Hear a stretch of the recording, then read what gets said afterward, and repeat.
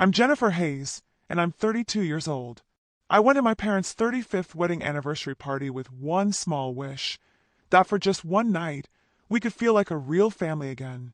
I had driven 2 hours from Seattle. My heart felt heavy because I had spent years helping them with money. There were 60 people in the room, cousins, neighbors, and friends, all chatting and laughing. They had no idea about the anger quietly growing inside me. I forced myself to smile, fixed my dress, and told myself, maybe tonight will be different. Then my dad stood up with his glass raised high. "To our daughter," he said in a loud, proud voice. "The one who's always been there, shining bright, making us proud." Everyone looked at me, but his eyes were locked on my sister.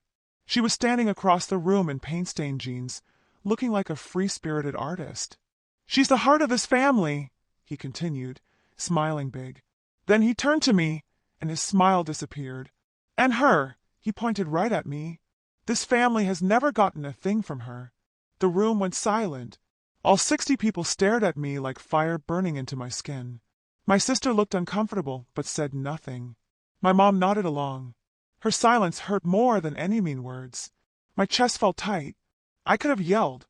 I could have listed every dollar, every sacrifice, every sleepless night I had given to help them.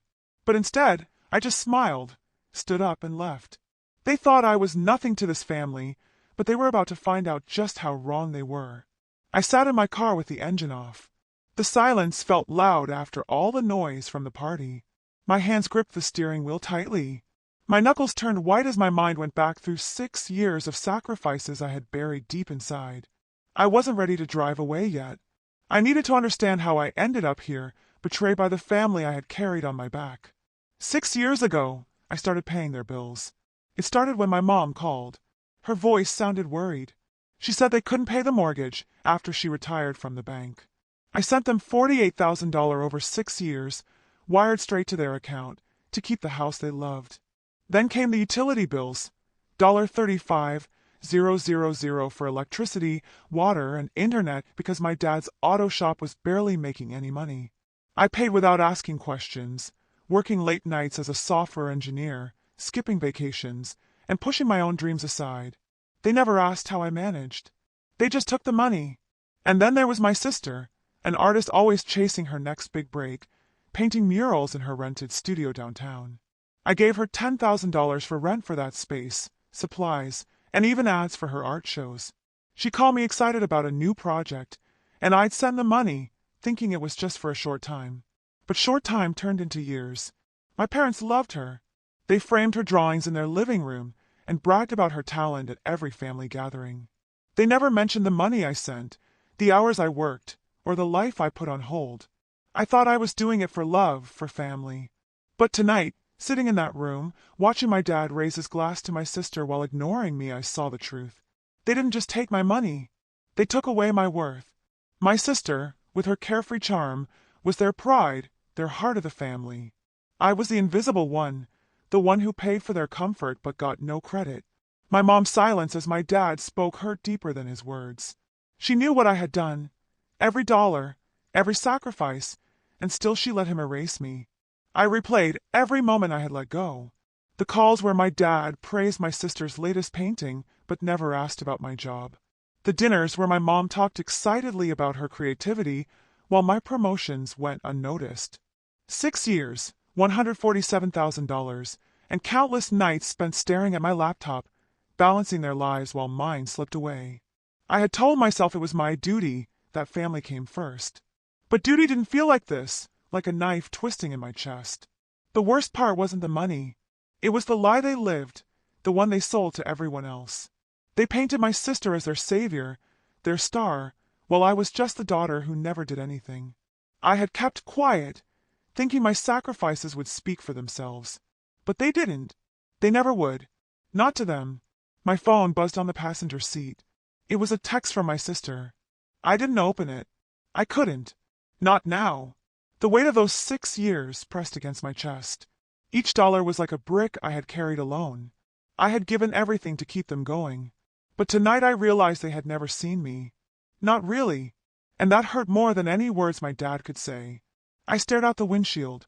The world looked blurry, because of tears I refused to let fall. Something changed inside me. Not anger, not yet, but a quiet determination. I wasn't the nothing they thought I was, and I was done letting them define me. I pulled into my driveway. The 2-hour drive from my parents' house felt like a blur. My hands shook as I unlocked the door to my Seattle apartment. Inside, my boyfriend Daniel waited. His calm presence was so different from the storm raging inside me. He sat on the sofa with a mug of coffee in his hand. His steady eyes met mine as I walked in. He didn't need to ask what happened. My face said it all. I sat on the sofa beside him. The weight of the night poured out. I told him how I had hoped the party would bring us closer, how I had sat there expecting some recognition, only to be dismissed in front of everyone. I didn't repeat my dad's words. Those still hurt too much. But Daniel understood. "They don't see you," he said. His voice was low but firm.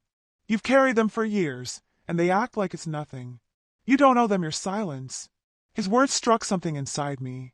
I had spent years hiding my sacrifices, thinking they would notice on their own. They hadn't. Not my parents. Not my sister. Daniel leaned closer. His hand rested on mine. "Tell the world," he urged. "Let them know what you've done. You deserve to be seen." I hesitated. Going public felt like betraying family. But the pain of being invisible was worse. I was done swallowing it. I grabbed my phone and opened Instagram. My fingers shook as I typed each word, a release of years of bottled-up frustration. 6 years, $48,000 for their mortgage, $35,000 for their bills, $10,000 for my sister's art studio, and tonight they said I've given this family nothing. I hit post before I could change my mind. The screen lit up with my truth, raw and honest, for all 2,000 of my followers to see. Notifications came in almost instantly. A college friend messaged, "You pay that much? That's unreal." A coworker commented, "You're a hero for this." My Aunt Diane, who lived far away, sent a private message. "I had no idea, sweetheart. You're stronger than they'll ever understand." Her words were like a lifeline, a reminder that someone out there saw my worth. I scrolled through the reactions. My heart pounded with a mix of relief and excitement. My family hadn't seen the post yet. They were probably still at the restaurant, trying to finish the party, unaware of the truth now spreading online. I set my phone down. My pulse was racing. Daniel squeezed my hand. "You did the right thing," he said. His voice was steady. I nodded, but a knot formed in my stomach. I had just shared my family's secrets, and there was no going back. The morning sun came through my apartment window, but I barely noticed. I sat at my kitchen table with my laptop open and a cold coffee beside me. Last night's decision to go public had cracked something open inside me, a determination I hadn't felt in years. I wasn't just done hiding the truth. I was done carrying their weight. Today I would make it real. I logged into my bank account. The screen glowed with transactions I had made for years without thinking twice. My fingers hovered over the keyboard, steady but heavy with the seriousness of what I was about to do. First, the restaurant bill from the anniversary party, $6,000 for a night that ended with me being erased. I clicked into the payment page, found the pending charge, and canceled it. The confirmation popped up, payment declined. I exhaled. A weight lifted off my chest. Next, the mortgage. $48,000 over 6 years had kept my parents' house from being taken away. I opened the automatic transfer, the one I had set up when my mom called desperate after her retirement. My dad's auto shop couldn't cover it, she had said. I had paid ever since. I selected the payment. My cursor stopped on Cancel Recurring Transaction. One click and it was gone. No more monthly transfers. No more bailing them out. Then the credit cards. My parents' accounts were linked to mine for emergencies. They had racked up $35,000 in bills, groceries, utilities, random expenses they never explained. I removed my card from their accounts. Each click was a small act of standing up for myself. The final confirmation read, "Link removed." I leaned back. My heart was racing. They would have to figure it out now. The last one hurt the most. My sister's studio. $10,000 over the years to keep her downtown space, her paints, and her dreams alive. She would call all bubbly, promising her next art show would be the one. I had believed her, paid the rent, and bought her time. But no more. I logged into the payment app. found the automatic transfer for her studio, and canceled it. The screen flashed. Transaction stopped. I stared at it. My throat felt tight. Her art was her life, but I couldn't keep funding it while she took me for granted. I closed the laptop. The silence in my apartment felt loud. I'm done carrying them, I said to myself. The words settled into my bones. A rush of relief washed over me, like taking off a coat I had worn too long. But beneath it, a dull ache pulsed. These were my parents, my sister. I had spent years tying my worth to their survival, and now I was cutting that cord. It felt freeing, but it hurt more than I expected. I glanced at my phone. Still silent. No calls, no texts. They hadn't noticed yet, hadn't seen the Instagram post, or felt the results of my actions. They would soon. The restaurant would call about the unpaid bill. The bank would flag the missed mortgage payment. My sister would get a notice about her studio rent. I pictured their confusion, their panic, and part of me flinched. But another part, the part that had been invisible for too long, stood firm. I had given everything, and they had called it nothing. Now they would see what nothing really meant. By midday, my phone was buzzing nonstop. The screen lit up with notifications I didn't want to face. 30 missed calls, 15 from my mom, 10 from my dad, 5 from my sister Amanda. Voicemails piled up, each one more frantic than the last. I let them sit unopened as I stirred a second cup of coffee I wouldn't drink. They had found out. The house of cards I had held up for years was collapsing, and they were scrambling. It started with the restaurant. The manager had called my parents demanding payment for the $6,000 bill from their anniversary party. My dad's voice cracked in one voicemail, accusing me of ruining their night. My mom left another. Her tone was sharp. How could you let this happen? They didn't mention the mortgage yet, but I knew the bank would send a notice soon. $48,000 in payments gone. They would feel that pain when the first missed payment hit. Amanda's messages were the loudest. Her gallery had called, angry about unpaid studio rent, $10, 000 I had covered over the years. Without my money, the landlord locked her out, and her big break, a contract with a local gallery for a solo show, was canceled. You knew how much this meant to me, she said in a voicemail. Her voice was breaking. Why would you do this? I didn't answer.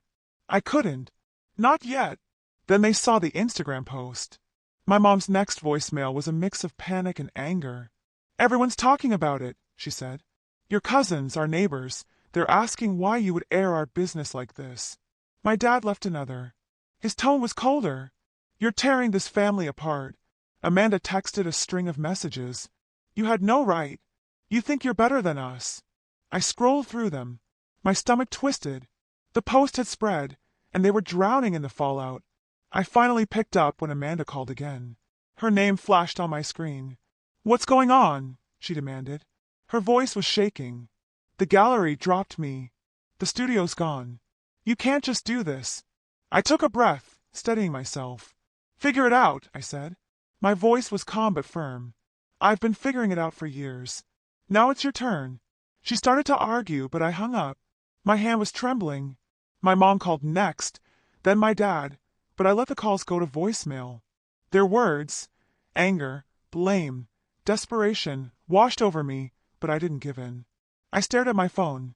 The screen was now quiet. They were panicking, just as I had known they would. The restaurant, the house, the studio, it was all falling apart. For years, I had been their safety net, catching every fall. Now, without me, they were facing the reality they had ignored. I didn't feel victory. Not exactly. There was an emptiness, a space where their gratitude should have been. But I had made my choice, and I wasn't going back. A week later, the fallout was clear. My parents' world was crumbling, and I wasn't there to catch them this time. My phone had gone quiet. No more frantic calls, no more pleading voicemails. They had tried reaching me for days, but I had stayed silent, letting the results of my choice unfold. I wasn't heartless, but I was done being their lifeline. They had to face reality now. The restaurant hadn't given up. The $6,000 bill from their anniversary party was still unpaid, and the manager had moved to threats of taking legal action. My dad, always proud of his small auto shop, couldn't scrape together the cash. He had called a lawyer only to learn a lawsuit could cost more than the bill itself. My mom, usually calm and collected, was falling apart. She had been sorting through overdue notices at their kitchen table, the same one where we had shared family dinners years ago. The mortgage payment, $48,000 I had covered over 6 years, was missed for the first time. The bank sent a warning, the first step toward taking away their house. Amanda faced her own consequences. Her downtown studio, funded by the $10,000 I had paid over the years, was now a locked door. The landlord had given her a week to pay the overdue rent, but without my support she couldn't. The gallery, once excited about her solo show, had ended their contract. Her paintings, stacked in a friend's garage, were gathering dust instead of being sold. She had called the gallery manager, begging for another chance, but they were firm. No payment, no deal. Her dream, the one my parents had always supported, was slipping away. Then there were the medical bills. My mom's old knee injury had gotten worse, needing a specialist visit they couldn't afford. $7,000 in unpaid hospital fees from past treatments piled on top of new charges. They had relied on my credit card to cover those costs, $35,000 over the years, but that safety net was gone. My dad left a voicemail, not angry this time, just tired. "We need to talk." I didn't call back. I couldn't keep fixing their lives while they ignored mine. Meanwhile, I threw myself into my world. At the office, I was deep into a new software project, coding late into the night. My team was counting on me, and for the first time in years I felt free to focus on my own goals. Daniel was my anchor. We had cooked dinner together. His quiet humor pulled me out of my head. One night, as we chopped vegetables, he said, "You're lighter now. Like you're finally you." He was right. The weight of their expectations was gone, replaced by a clarity I hadn't known I had lost. My parents and Amanda kept trying to reach me. Texts, emails, even a letter slipped under my door. I didn't open them. Each attempt felt like a pull back to a life where I was invisible. I wasn't ready to face their excuses, their demands. They were learning what it meant to stand on their own, just as I was learning to stand without them. The distance hurt, but it also felt right. The doorbell rang on a quiet Sunday evening, sharp and loud, pulling me from my thoughts. I was in my Seattle apartment, sorting through emails after a long day at work. I glanced at the clock, 7 p.m. My heart sank as I looked through the peephole. My mom and dad stood on the porch. Their faces looked tense under the dim glow of the overhead light. I hadn't spoken to them in weeks, not since I had stopped answering their calls. I opened the door, bracing myself. "Jennifer," my mom started. Her voice was soft but shaky. "We need to talk." My dad stood behind her, hands in his pockets, avoiding my eyes. I stepped aside, letting them in, but kept my distance. They sat on my couch, the same one where I had poured my heart out to Daniel. I stood with my arms crossed, waiting. "We're sorry," my mom said, her hands twisted together. "We didn't mean to upset you at the party. It was a misunderstanding." My dad nodded, finally meeting my eyes. "You know how these things go," he added. "We were celebrating, got carried away. You took it the wrong way." His words felt like a slap. A misunderstanding. I had carried their lives for years, and they were calling it a mix-up. I took a breath. My voice was steady. 6 years. $147,000. That's what I gave you. $48,000 for your mortgage. $35,000 for your credit cards, groceries, utilities. $10,000 for Amanda's studio. $6,000 for your party. And you stood there in front of everyone saying I gave this family nothing. My mom's eyes widened. Her mouth opened, but I kept going. "I paid for your house, your bills, her dreams. And you never once said thank you." My dad shifted. His face hardened. "You're blowing this out of proportion," he said. "You've always been too sensitive. We didn't mean it like that." My mom joined in. Her tone was pleading. "We're family, Jennifer. Families help each other. You can't just walk away." I stared at them. Their words echoed the same dismissal I had heard my whole life. They weren't sorry. Not really. They were here because they were desperate, not because they saw me. "I'm done," I said. My voice was calm but firm. "I've helped enough. You need to leave." My mom's face crumpled. Tears welled up in her eyes. But my dad stood, his jaw tight. "You're making a mistake," he said. "You'll regret this." I opened the door. The cool night air rushed in. Maybe, I replied, but that's my choice. They walked out. Their footsteps were heavy on the porch. I closed the door. The lock clicked into place, and I leaned against it. For the first time, I felt the weight of their expectations lift, replaced by a quiet strength I was just beginning to understand. 2 weeks after my parents left my apartment, my phone buzzed with a text from Amanda. Can we talk? Just us. Coffee shop on 5th. Tomorrow, 3 p.m. I stared at the message. My thumb hovered over the screen. Part of me wanted to ignore it, to keep the distance I had fought so hard to maintain. But another part was curious. Why now, after everything? I typed back, okay, and hit send, wondering if I would regret it. The next afternoon, I walked into the coffee shop on 5th Street. The air was thick with the smell of roasted coffee beans and the hum of quiet conversations. I chose a corner table. The soft light came through the window, casting shadows on my untouched latte. Amanda arrived alone. Her usual confidence was replaced by nervous energy. Her hair was pulled back. Her eyes darted around as she spotted me and sat down. She clutched a paper cup. Her fingers tapped the lid. Jennifer, she started. Her voice was low. I know things are messed up. I didn't realize how much you were doing for me, for us. She paused, glancing at the table. The studio. $10,000 over the years. I got used to it. I shouldn't have. I leaned back. My face stayed neutral, waiting for the catch. There always was one with her. She looked up. Her eyes met mine. Mom and Dad, they were just proud of me. They didn't mean to hurt you. They thought you were okay, that you didn't need the attention. Her words stung, not because they were new, but because they confirmed what I had always known. Amanda was their golden child, the one they had pinned their hopes on. I was the steady one, the one who didn't need praise, because I always delivered. I took a slow sip of my latte, letting her words hang in the air. You were the daughter they loved, I said. My voice was calm but cutting. I paid for your dreams, $10,000 for your studio, $147,000 for the whole family over 6 years, and none of you ever noticed me. Now it's your turn to step up. Her eyes widened. A flicker of guilt crossed her face, but she didn't argue. I'm trying, she said. Her voice was breaking. The gallery dropped me. I'm working odd jobs to cover the studio rent, but it's not enough. She leaned forward. Her hands gripped the cup. I didn't know how hard it was for you. I wanted to believe her, but the years of being invisible held me back. She wasn't here to make things right. She was here because she was desperate. You'll figure it out, I said, echoing the words I had used before.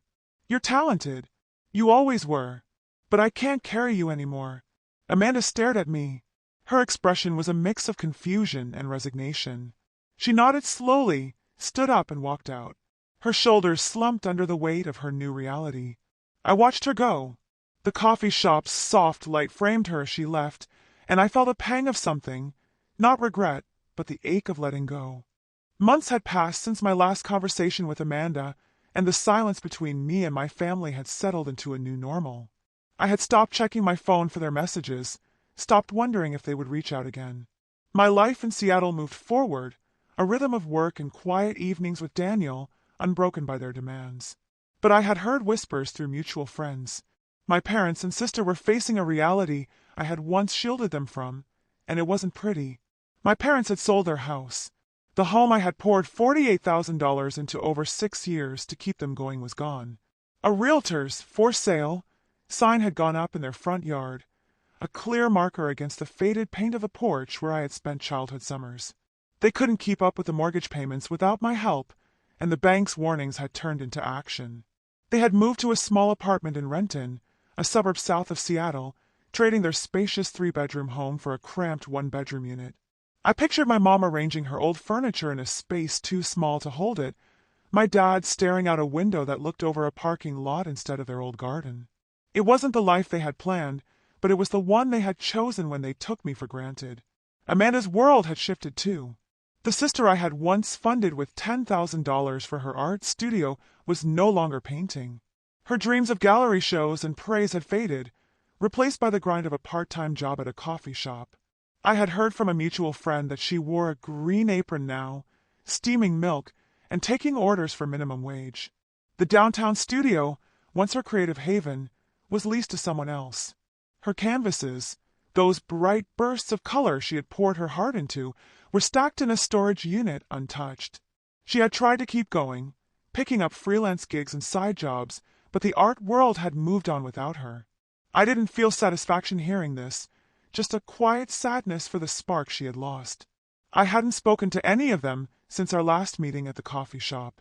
Their attempts to reach me had slowed, fewer texts, no more voicemails. I had made my position clear, and they had stopped pushing. Instead, I poured my energy into my own life. At work, I had taken on a lead role in a new project, guiding my team through late-night coding sessions and client presentations. My salary, once stretched thin by their needs, now funded my own plans, a savings account for a future home, weekend trips with Daniel. We had started hiking on Saturdays. Our boots crunched through the trails of Discovery Park, the Puget Sound stretching out below us. One afternoon, as we sat on a bench overlooking the water, Daniel took my hand. "You're building something real," he said. "Not for them. For you." His words settled into me, a confirmation of the path I had chosen. The distance from my family wasn't easy, but it was necessary. I had spent years tying my worth to their survival, measuring my value by what I could give. Now I was learning to measure it by my own choices, my work, my relationships, my peace. I didn't know if my parents or Amanda would ever understand, but that wasn't my burden anymore. They were finding their way, just as I was finding mine. A year had passed since the night that changed everything, and I stood in a small garden in Seattle, surrounded by twinkling lights and the soft hum of a summer evening. Daniel and I were getting married, not in a grand venue, but in a warm, intimate space with 20 close friends. The air was filled with the smell of lavender and freshly cut grass. My simple, flowing white dress caught the breeze as I looked at Daniel. His steady, warm smile reminded me why I had chosen this life, this moment, and this man. My parents and sister weren't there. I hadn't invited them, and we hadn't spoken in months. Their absence was a choice, one I had made to protect my peace. I had heard they were still struggling with their new reality, living on less, working harder. But I didn't let those thoughts stay. This day was mine. The ceremony was short but heartfelt. We exchanged vows beneath an arch of wildflowers, promising to build a life together, not just for each other, but for ourselves. Daniel's hand in mine felt like a promise fulfilled, a future I had worked so hard to earn. As we danced to a soft acoustic song, the lights twinkling above us, I felt a lightness I hadn't known in years. My work as a software engineer had given me stability, and a promotion last month had strengthened my savings. The money that had once been drained by my family's needs, $147,000 over 6 years, now fueled my dreams, a home, travel, and maybe even a family of our own one day. I thought briefly of my parents, now living in a cramped apartment in Renton, and Amanda, serving coffee instead of painting. Their choices had led them there, just as mine had led me here. I didn't hate them, but I didn't know them either. I had learned that love doesn't mean carrying someone else's weight forever. Setting boundaries and choosing myself had been the hardest and best decision I had ever made. As the night wound down, I looked out at our friends, their faces glowing in the candlelight, and felt a deep gratitude. Happiness comes when you choose yourself, I thought, and the words settled deep in my heart. To everyone who has followed this story, thank you for staying with me until the very end. Your time and support mean the world to me,